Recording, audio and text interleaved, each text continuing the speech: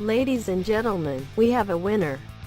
For the last 20 years, two technically versatile and emotionally literate rappers have been vying for the title of biggest tenure for beats. Sorry, Nas, you've been roundly trounced at last. Production-wise, Revival is a train wreck. If Eminem thinks his verbal box of tricks can overcome the weakness of any backing track, his recent albums have demonstrated otherwise.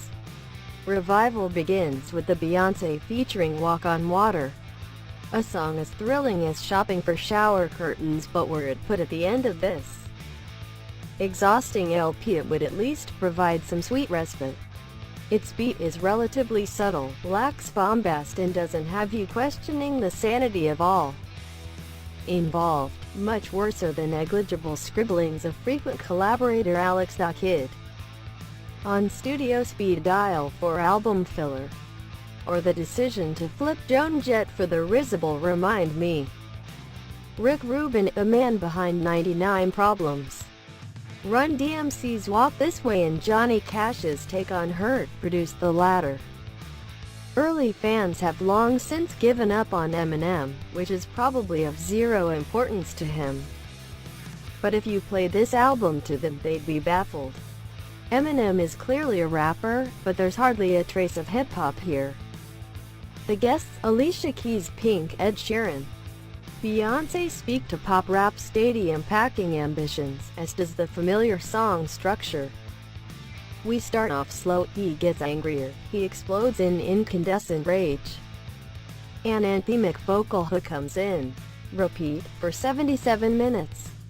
As Alexis Petridis noted in these pages, the most interesting thing about the rapper in 2017 is his decision to turn on many of the people who will have backed him for years. There's little doubt that past Eminem anthems have provided solace or angry catharsis for the kind of kid that goes all out on 4chan and shares Pepe the Frog memes. So his recent freestyled tirade against Trump showed a welcome willingness to engage in big, potentially unpopular flights, but sadly you'll find little cogent analysis of Trump-era America on Revival. There's more to like Unframed and the strange but intriguing Untouchable. The former, which nods to making a murderer and sees Eminem with Ivanka Trump in the trunk of his car, is vintage horrorcore, and its simplicity and menace marks it out. It doesn't belong here, really. Untouchable shows him keen to engage with race relations, jumping from the perspective of a racist white cop to that of a black man, with an accompanying beat change.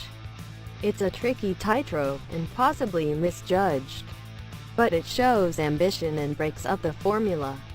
Offended, meanwhile, packs in more rhyme schemes, flows and punchlines than most MCs manage in a career, as well as the album's best beat.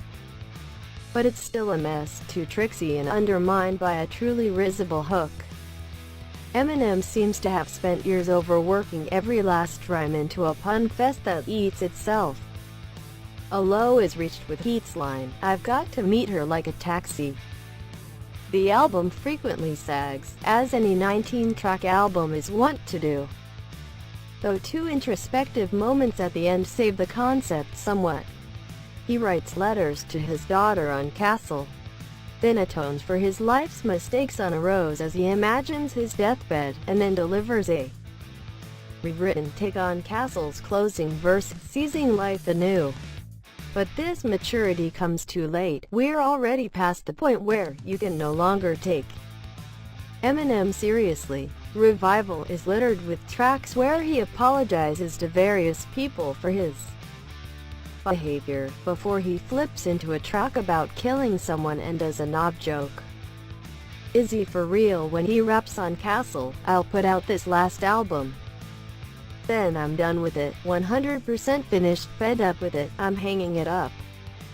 Fuck it." Much of this album makes you hope he is.